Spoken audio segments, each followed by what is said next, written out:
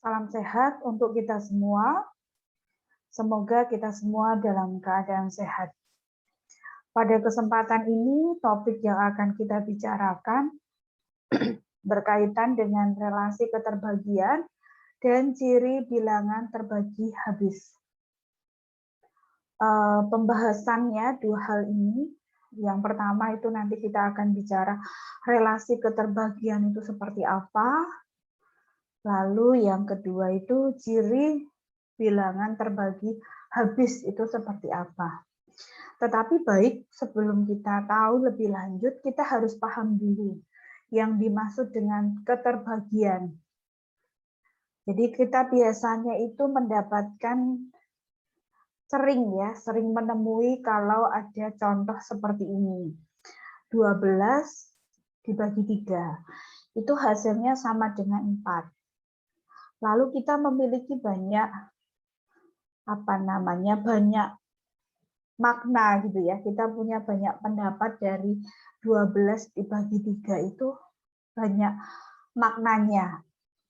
Nah, maknanya itu kita bisa mengatakan bahwa 12 itu terbagi habis oleh 3, boleh. Lalu kita bisa juga mengatakan bahwa 3 adalah pembagi dari 12, itu juga boleh. Kita mengatakan bahwa 12 ini kelipatan dari 3, betul. Karena kan kelipatan dari 3 kan 3, 6, 9, 12, begitu ya. Jadi itu juga boleh. Lalu kita mengatakan bahwa 3 itu faktor dari 12, itu juga boleh. Nah, mungkin baru itu adalah kita boleh mengatakan juga 3 membagi habis 12. Atau 3 membagi 12. Itu juga boleh. Jadi maknanya sama begitu ya, teman-teman ya. Jadi kata-kata di sini itu maknanya sama.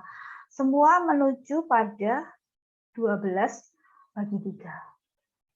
Sama dengan 4. Nah, ini semua juga bisa dituliskan menjadi 3, lalu ada garis tegak, lalu 12. Yang artinya apa? Artinya bahwa 3 itu membagi 12. Jadi kita membacanya 3 membagi habis 12 atau 3 membagi 12. Jadi 3 membagi 12 ini maknanya adalah 12 bagi 3. Jadi sama ini semua itu ya. Nah, yang perlu diperhatikan adalah ini tidak sama dengan 3/12. Jadi kadang kita menuliskan 3 itu dibagi lalu tanda miring ya, garis miring ya, garing. Garis miring 12 itu maknanya adalah 3 dibagi 12. Tetapi kita tidak boleh menuliskannya dalam bentuk tegak. Karena tegak itu artinya bahwa dia membagi. Gitu ya. Maka ini dua hal yang berbeda. Karena 3 garis miring 12 itu tidak sama dengan 12 bagi 3. Tetapi 3 di garis tegak 12, 3 membagi 12, itu maknanya sama dengan 12 bagi 3. Itu maksud dari keterbagian. Maka kita boleh definisikan pengertian dari keterbagian itu. Jadi jika A dan B bilangan-bilangan bulat, dan B tidak sama dengan 0, maka B membagi A. Nah, ingat, B membagi A, itu ditulis di sini B tegak A ya. Ini artinya B membagi A. B membagi A. Jika ada suatu bilangan bulat M sedemikian sehingga A sama dengan M dikali dengan B. Jadi sebetulnya B membagi A itu sama saja nilainya dengan A dibagi B ya. A dibagi dengan B begitu. Nah, kalau misalnya A bagi B, itu kan sama aja dengan A per B ya. Nah, kalau ini sama dengan M, maka kan boleh juga kita menuliskan ruas kiri dikali B, ruas kanan dikali B. Sehingga yang ruas kiri B-nya hilang, tinggal A sama dengan yang ruas kanan M-nya dikali dengan B begitu. Nah, di sini. Jadi sebetulnya sama maknanya ya, hanya cara penulisannya saja. Jadi karena ini adalah B membagi A, itu kan maknanya A bagi B ya.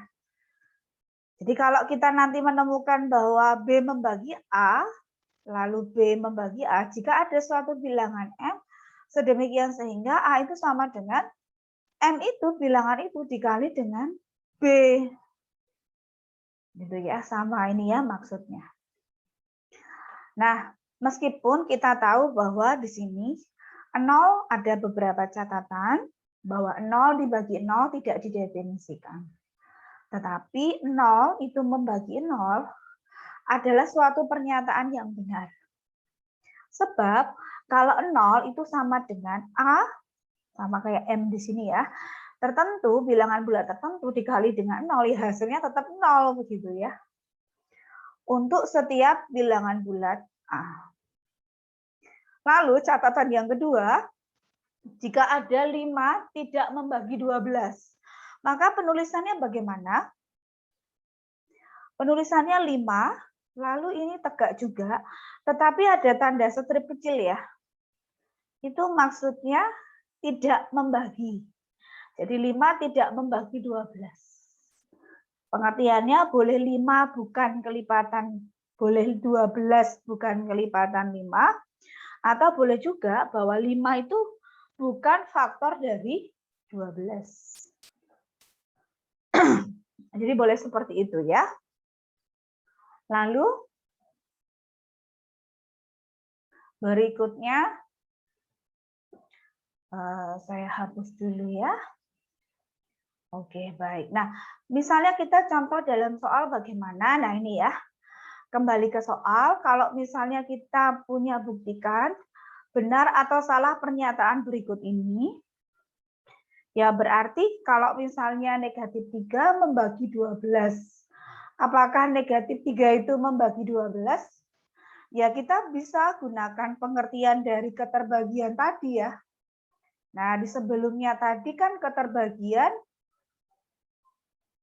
nah ini ya, keterbagian itu kan B membagi A, maka sedemikian hingga A sama dengan ada bilangan tertentu dikali dengan B, berapa yang hasilnya A begitu. Nah, ini kita bisa tahu bahwa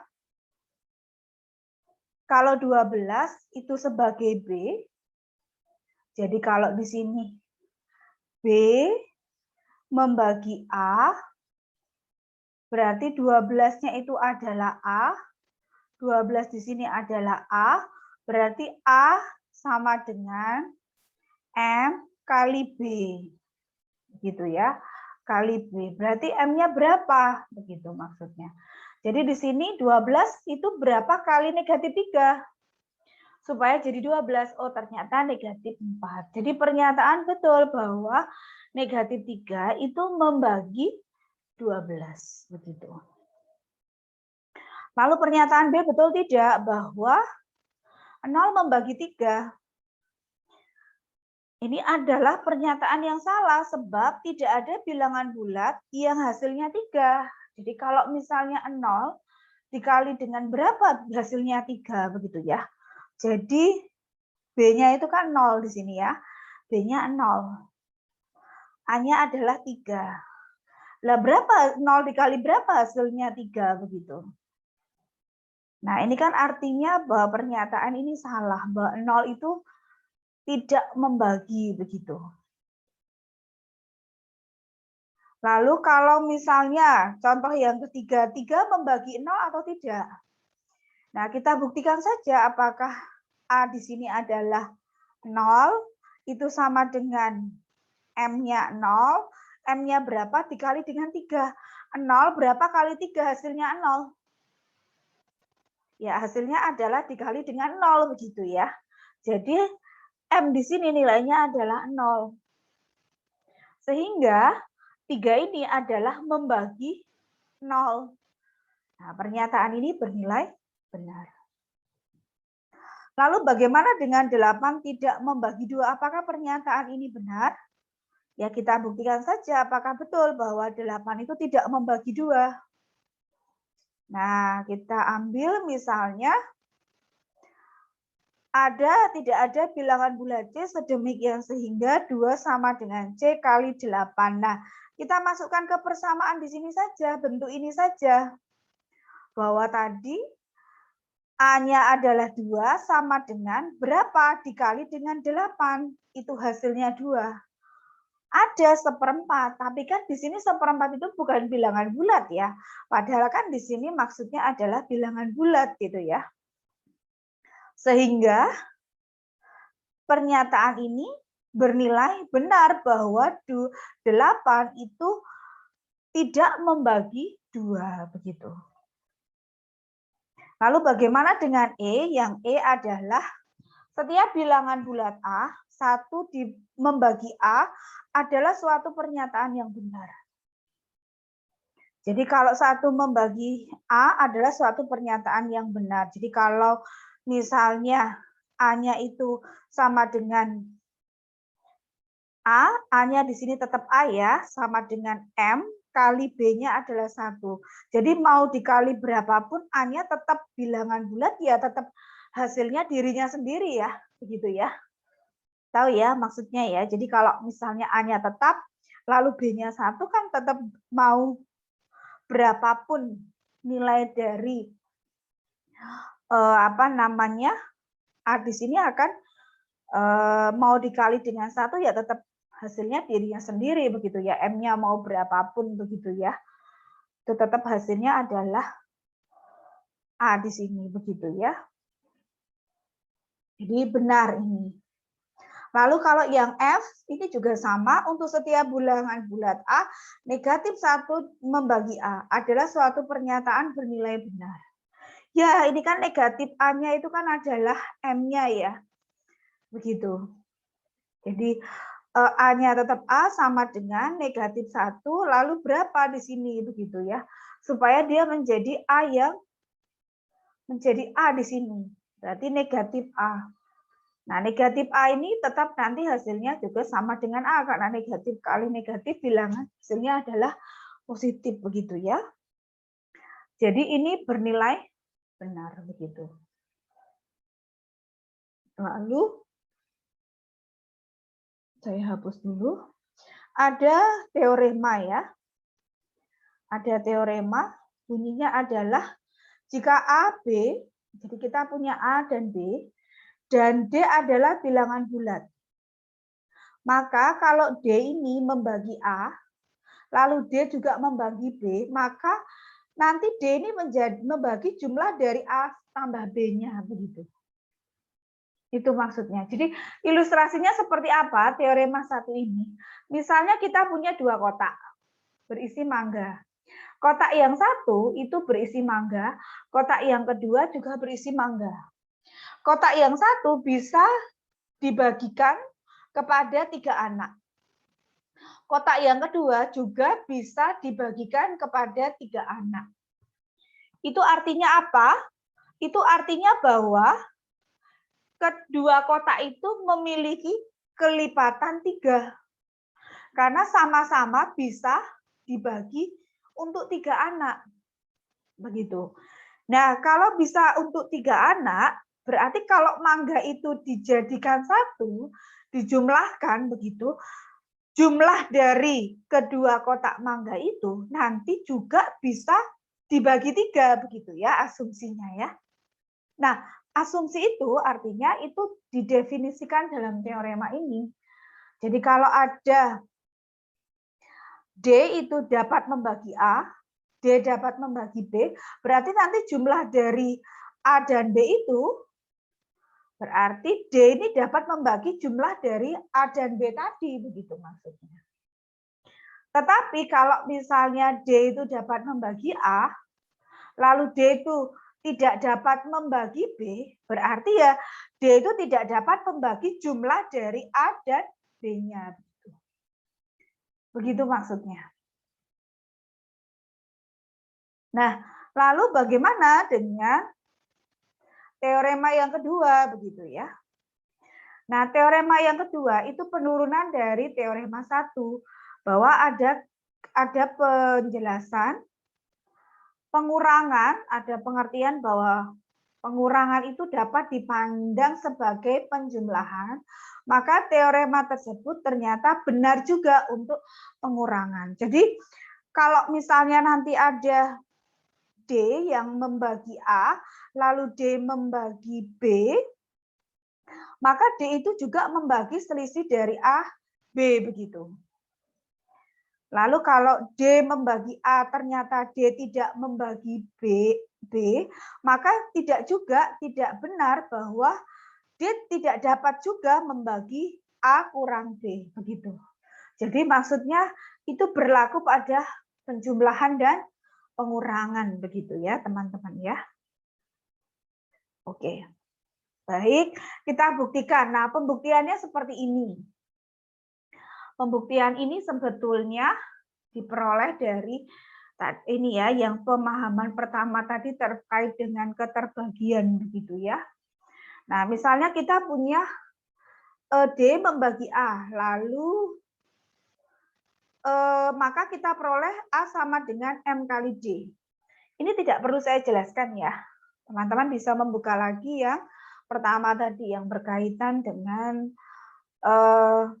keterbagian tadi ya. Pengertian keterbagian tadi. Nah, terus kita punya D membagi B, itu juga sama, N kali D begitu. N itu adalah bilangan bulat, dan M di sini juga bilangan bulat. Sehingga ruas A itu adalah M kali D, dan B adalah N kali D. Maka dijumlahkan, maka diperoleh A tambah B itu maknanya sama dengan M dikali D dikurangi N dikali D. Sama dengan M ditambah N dikurung kali D. Jadi artinya apa? Artinya penjumlahan ini sama juga dengan selisih MD ND dengan penjumlahan M tambah N begitu ya. Pembuktiannya ini. Lalu kalau M sama N itu dijumlahkan menjadi K, kita boleh menuliskan bahwa A plus B itu sama dengan K kali D. K itu adalah bilangan bulat karena M dan N-nya adalah bilangan bulat. Sehingga kita dapat definisikan keterbagian dapat disimpulkan D itu membagi A plus B. Atau kita bisa contoh di sini, 3 membagi 6, dan 3 tidak membagi 4. Itu artinya ya nanti 3 ini tidak membagi 6 tambah 4, 3 juga tidak membagi 6 dikurang 4. Jadi tidak berlaku begitu ya. Baik, lalu ada teorema yang ketiga. Bagaimana teorema yang ketiga? Jika kita memiliki A dan D, bilangan bulat, lalu D itu membagi A, maka D itu juga membagi K bilangan tertentu dikali dengan A. Untuk sembarang bilangan bulat K. Jadi A dan D bilangan bulat, D membagi A, D itu membagi K A. K itu adalah tertentu, bilangan bulat tertentu begitu. Nah, pembuktiannya adalah kalau misalnya kita memiliki D membagi A, itu kan A sama dengan MD ya. Ini pengertian dari keterbagian. Lalu, kalau kita punya untuk suatu bilangan bulat M, jika kedua ruas itu dikalikan dengan suatu bilangan K, maka KA juga dikali dengan K, lalu K ruas kanan juga dikali dengan K. Jadinya KMD. Yang kiri K kali A begitu. Dan kan K dan M masing-masing bilangan bulat, maka K kali M suatu bilangan bulat sehingga D itu membagi K kali A. Karena masing-masing bisa dikalikan dengan K, sehingga kita bisa simpulkan di sini bahwa D itu membagi K kali A. K itu adalah bilangan bulat. Begitu ya. Oke, lalu contoh soalnya ini ada. Contoh soalnya adalah jika kita apabila A, B, dan C adalah bilangan bulat.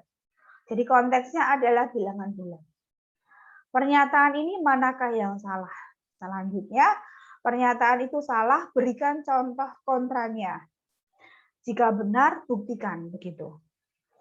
Nah, ini menunjukkan bahwa jika nomor 1, A membagi B plus C, maka A membagi B dan A membagi C, begitu ya. Lalu apakah betul atau tidak? Kita punya 5 membagi 3 tambah 7. Betul ya, bahwa 5 itu membagi 3 tambah 7 itu kan 10.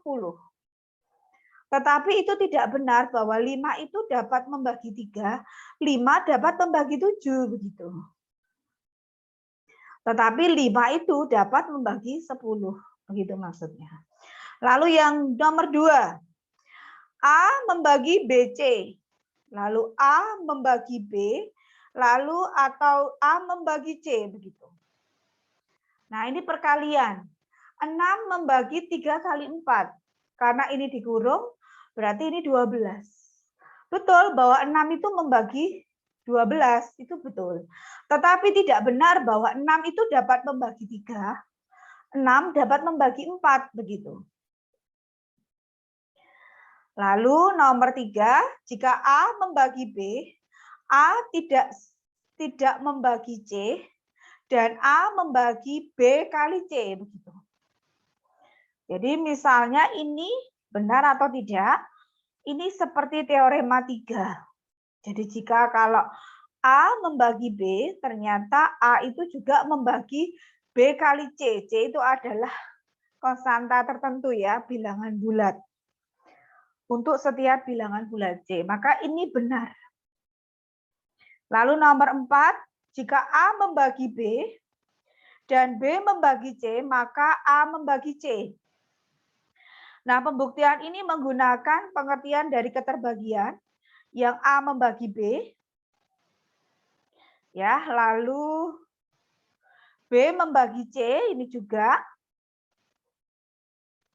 lalu keduanya itu dikalikan dengan keduanya, ini berarti C itu sama dengan kesamaan dari B dan C, berarti C sama dengan M, MA sama dengan M, MA, begitu.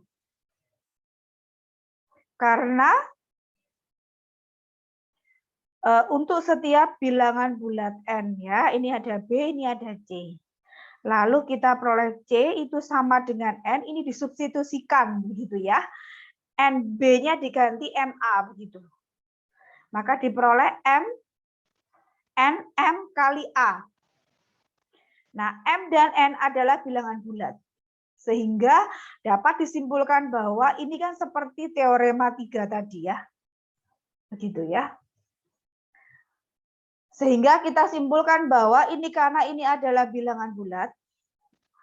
Maaf, ini juga bisa seperti kembali ke definisi ataupun pengertian dari keterbagian ya. M ya, M kali AC sama dengan M kali A.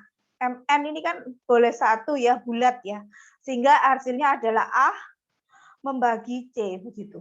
Jadi terbukti begitu ya. Begitupun nomor 5, jika A membagi B dan A membagi C, maka A membagi B, C. Nah, itu seperti apa? Ya sama pengertian dari definisi dari keterbagian. Lalu ini juga sama. Lalu kita peroleh di sini adalah BC itu sama dengan dikalikan. Nah, dua-duanya dikalikan, diperoleh bahwa ternyata BC itu adalah MNA, begitu. Dan ini adalah suatu bilangan bulat. Sehingga di sini boleh ditulis A membagi BC. Ini juga kembali ke pengertian dari keterbagian, begitu ya. Oke, lalu berikutnya adalah kegiatan berkaitan dengan ciri bilangan habis terbagi habis. Ciri bilangan terbagi habis ya. Ada 10. Yang pertama ciri terbagi habis oleh 2. Yang kedua ciri terbagi habis oleh 5.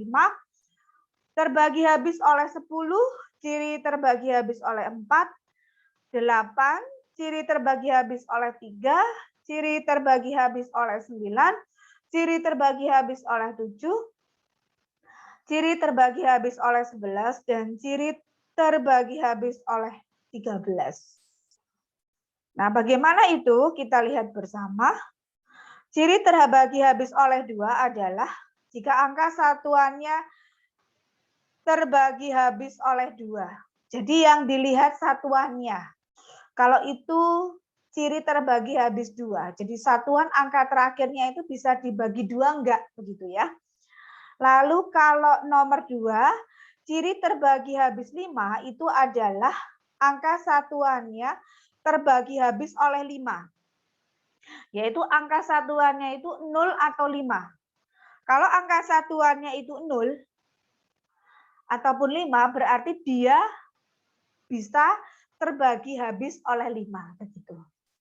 Lalu nomor 3, kalau terbagi habis oleh 10 bagaimana? Kalau 10 artinya bahwa angka satuannya habis dibagi 10, yaitu jika satuannya 0. Nah, ini memang harus kita ingat-ingat ya. Ciri-ciri ini ya, jadi satuannya 0. Kalau ciri terbagi habis 4, berarti angka terakhirnya, 2 angka terakhir itu adalah bilangan yang terbagi oleh 4. Gitu ya. 2 angka terakhir. Nah, hati-hati di sini 2 angka terakhir ya. Nah, 2 angka terakhirnya adalah 4 begitu. Dapat dibagi 4 begitu ya, terbagi oleh 4.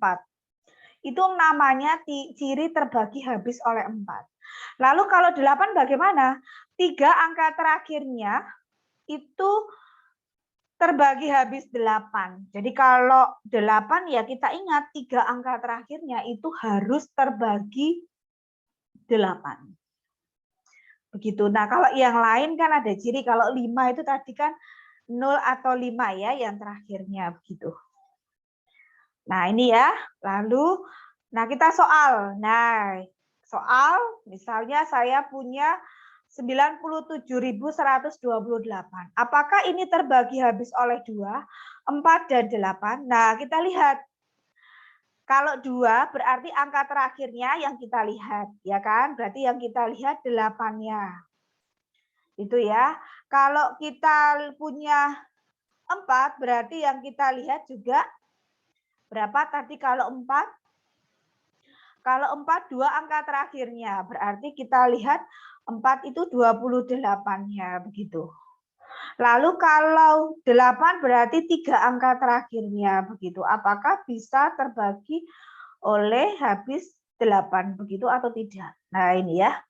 Nah, begitu caranya. Nah, kita tulis saja 2 membagi 97.128. Kita nggak perlu pakai kalkulator ataupun mencari pembaginya. Kita lihat aja satu digit terakhir. Oh, 8. Apakah 2 itu membagi 8? Oh, betul. 2 itu membagi habis 8. Sehingga 2 itu adalah membagi habis 97.128. Begitu. Lalu kalau 4, apakah 4 membagi habis 97.128? Kita lihat 2 digit terakhir, apakah 4 itu membagi habis 28? Ya, 2 angka terakhirnya ternyata iya ya. Sehingga ini juga 4 itu membagi habis 97.128 begitu. Lalu bagaimana dengan 8? Oh, ternyata kita ambil 3 digit terakhir 128. Apakah 8 itu membagi 128?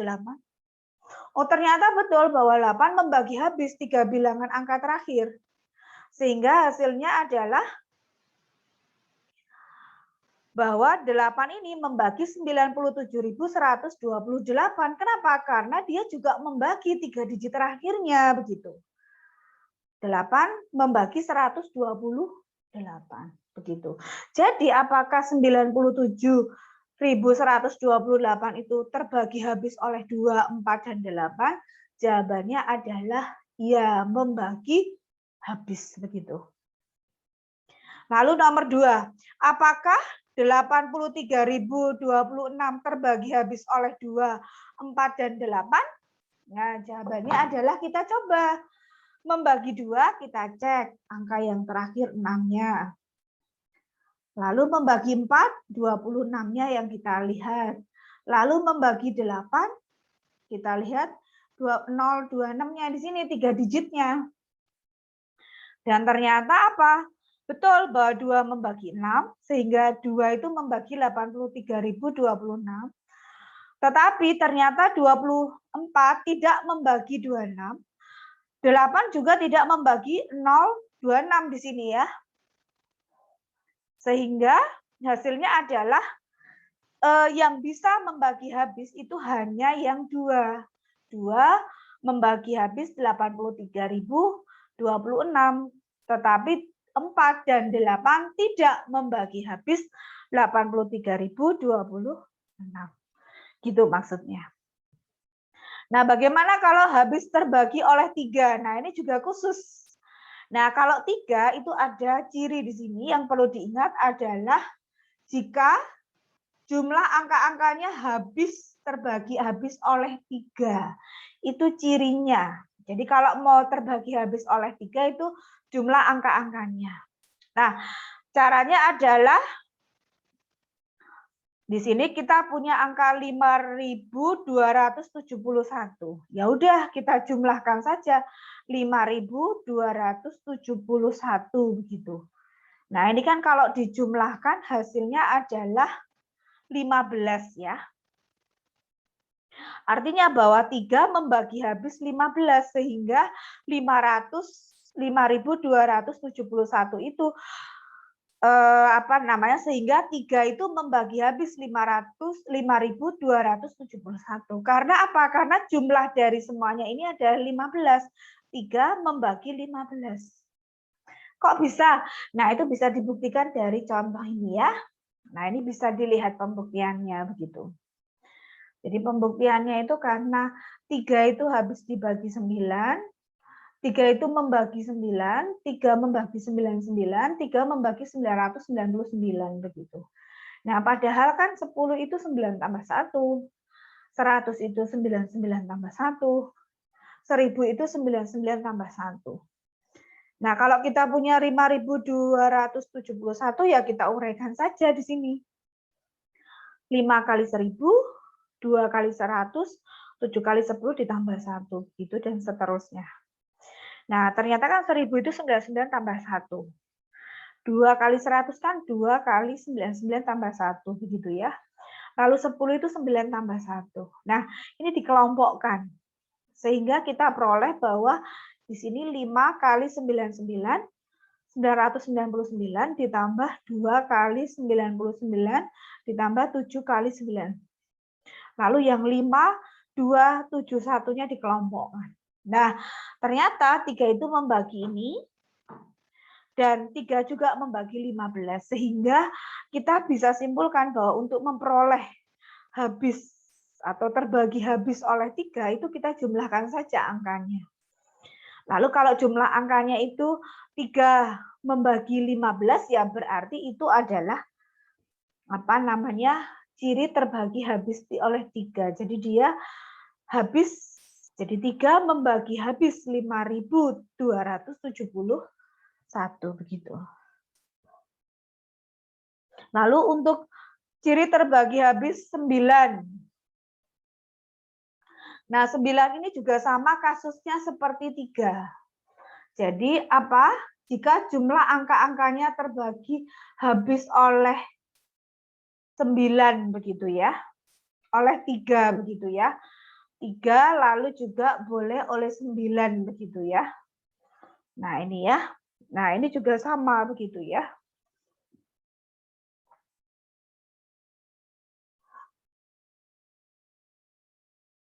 Ini oleh 9 ya. Nah, ini terbagi habis oleh 9, kita jumlahkan saja. Misalnya punya 6.372. Ya 6 tambah 3 tambah 7 tambah 2. Berarti kan 18. Ya udah 9 membagi 18 tidak. Oh iya, membagi. Berarti kalau membagi berarti ya 9 membagi 6.372 juga begitu ya. Nah, ini ya, contoh lagi di sini.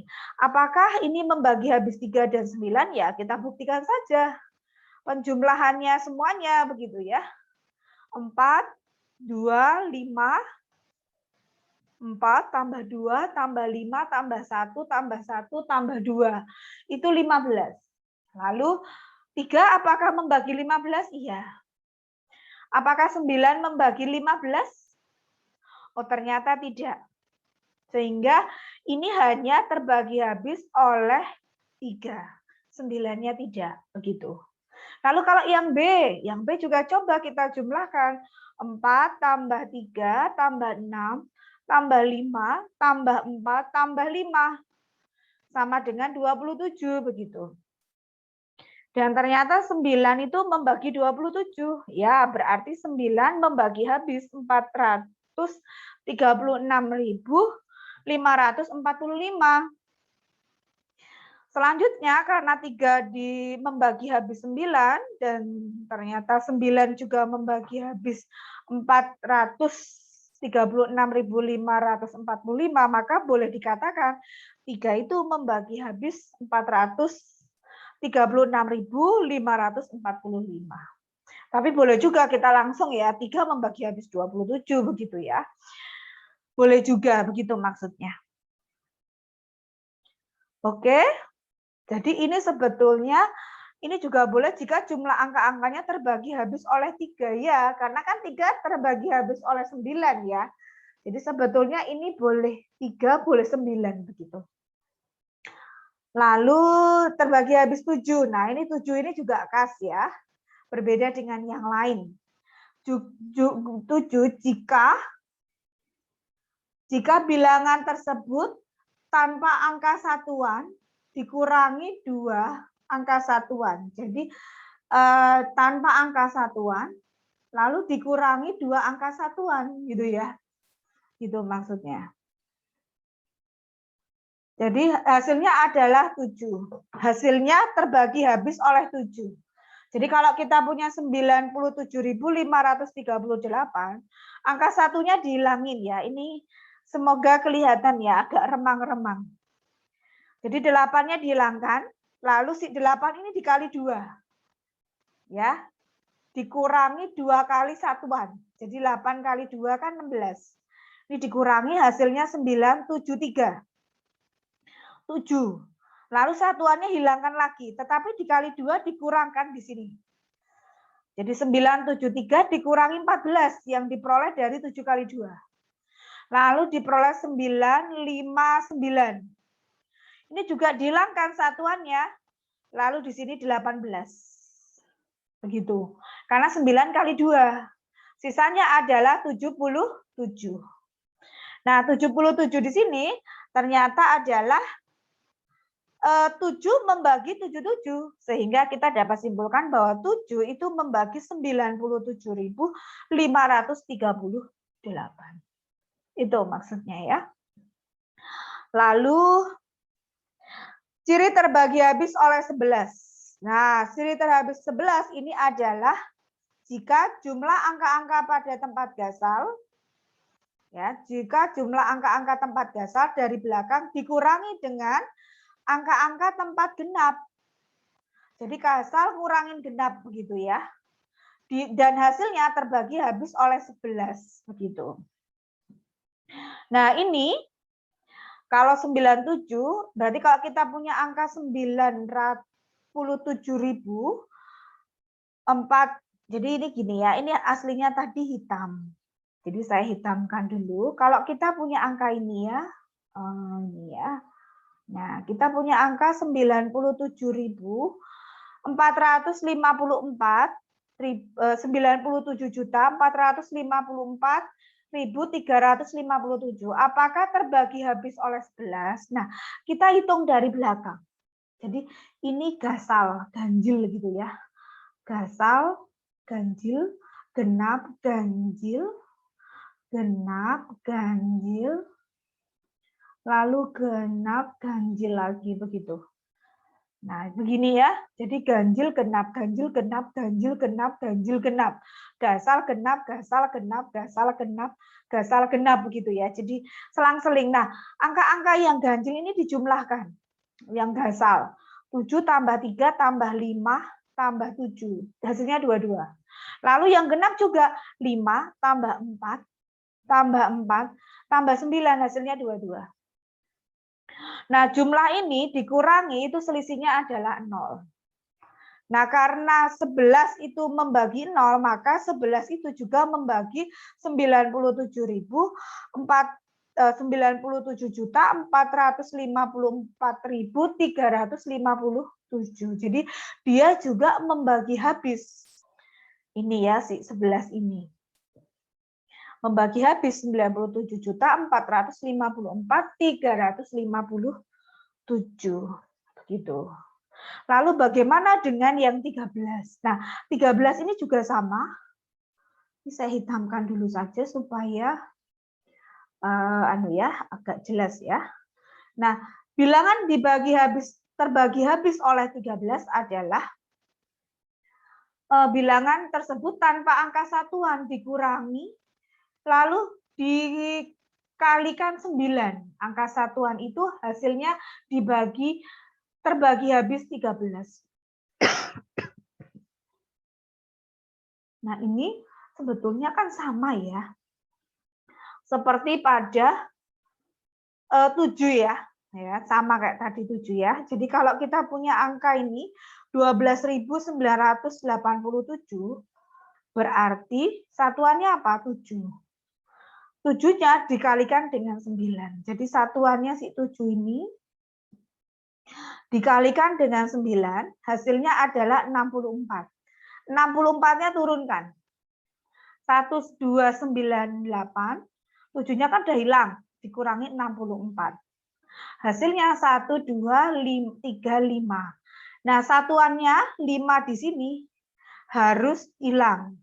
Ya, 5 di sini hilangkan. 5-nya hilangkan, tinggal berapa? 125. 123.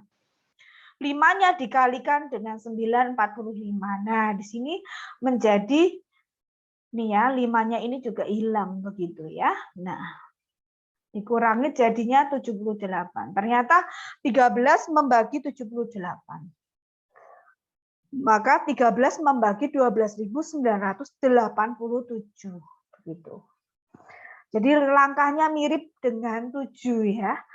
Untuk yang 13. Jadi dikurangkan satuan terus dikali dengan 9 begitu. Dikurangi satuannya kali lagi dengan 9 si satuan itu. Kurangkan lagi lalu sisanya itu dilihat hasilnya terbagi habis 13 tidak begitu. Begitu, semoga bermanfaat. Terima kasih.